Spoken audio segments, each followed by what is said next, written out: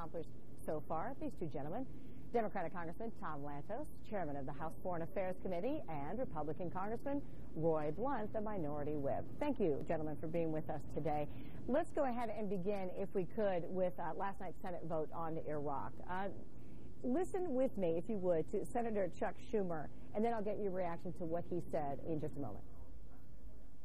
This is not one battle.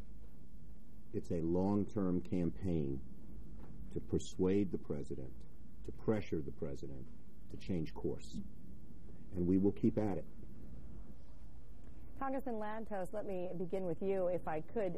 Will this long-term campaign and the money that is going into it come at the expense of other social programs like Social Security, Medicare, or even the minimum wage increase? Not at all. I fully agree with Chuck Schumer. This is a long-term campaign, and we are following the lead of the American people. It's self-evident that the president and the administration and some of our Republican colleagues are opposed to the views of the majority of the American people that the time has come to de-escalate in Iraq, not to escalate the struggle. We are not there to referee a civil war based on religious and ethnic hatreds. And yesterday's defection of Chuck Hagel of Nebraska, a very important and prominent Republican leader in the Senate, to the Democratic side, is an indication of things to come. But I'm not sure you answered the question, sir. I wonder, maybe you could give me a little bit more idea about how the monies will be appropriated to these social programs at the same time.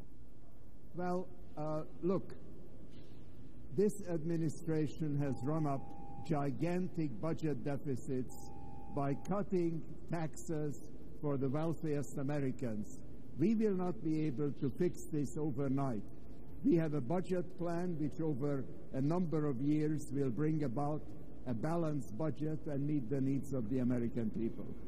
Congressman Blunt, let me go to you now. It seems like so many people saw last November's election as a referendum on the war, if you will.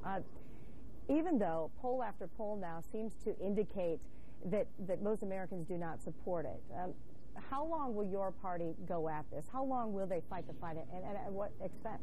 Well, we're more than prepared to have this fight over whether we lay down a formula for defeat in Iraq or not. And while nobody's happy with the with what's happened in Iraq up till now, and I think that includes the president, the American people also say they don't want to lose in Iraq. They don't want us to be driven out of Iraq.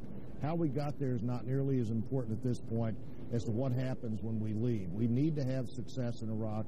It's important in the overall war on terror. Another failure to stand up, going back to Beirut, Lebanon in 1984, right up till today, another failure to stand up just sends the message to our enemies that we are not the strong society that we appear to be, that in fact we're the flawed society they say we are. I think this is a good fight to have. It's a good debate to have. I believe we're on the right side of that debate. The American people expect the federal government to defend the country. And in a dangerous world, we're in a fight in Iraq that we need to leave successfully, not lay down this formula for defeat. Looks like to me we're headed toward a presidential veto of this micromanaging of the war. That veto will be upheld. And then we have to work together to find a bill that the president will sign that provides the support for the troops that they need, and frankly, they need it right away. So you can safely say that your party will not bring home U.S. troops until the United States has won this battle, regardless of any sort of timetable. I think that the Congress setting a timetable is the wrong thing to do. The Iraqis are beginning to step up. Everybody agrees that there's some significant change in what's happened in Iraq with the new plan of General Petraeus.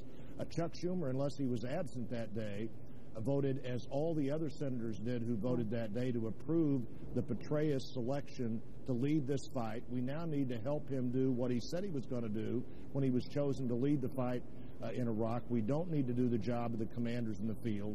And I think the American people understand that. We're more than willing to have that debate and that discussion.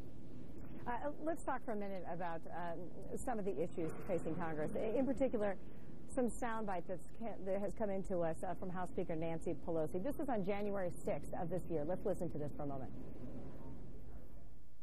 My colleagues elected me to be Speaker of the House, the entire House.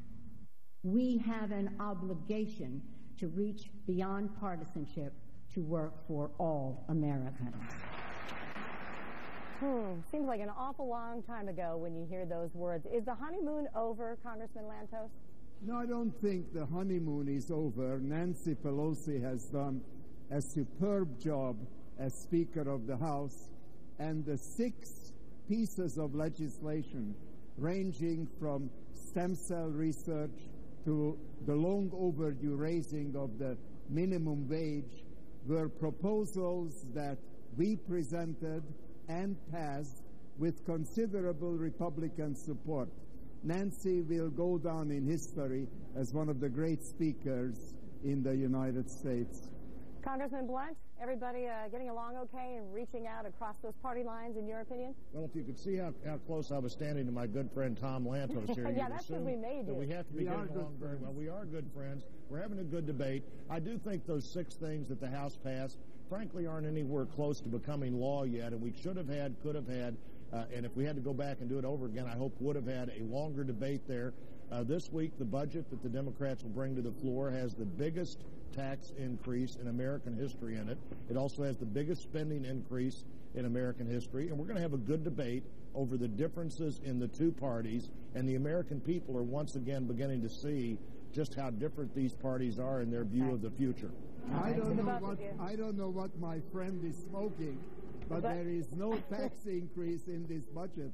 Well, so we'll when this to... is over, I will sit down with my friend Roy Blunt, okay, and then, give and then him a strong cup of coffee, and explain the budget. And you will both report back to us after that discussion on camera. Standing so close, he'd know if I was smoking anything. This is true. To the both of you, we certainly do appreciate your time. Democratic Congressman Tom Lantos, Republican Congressman Roy Blunt. Thanks, gentlemen.